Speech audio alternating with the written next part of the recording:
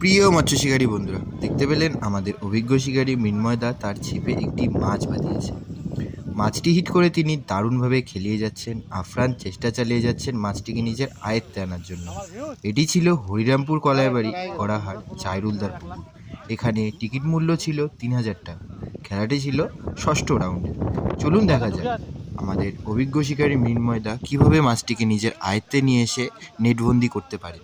ধন্যবাদ।